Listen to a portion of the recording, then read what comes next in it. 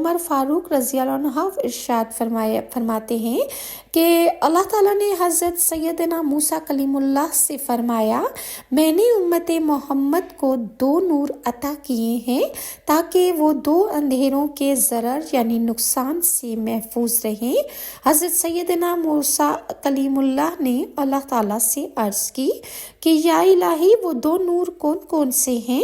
ارشاد ہوا، نور رمضان اور نور قرآن۔ حضرت موسیٰ کلیم اللہ نے اللہ تعالیٰ سے عرض کی کہ 2 اندھیرے کون کون سے ہیں؟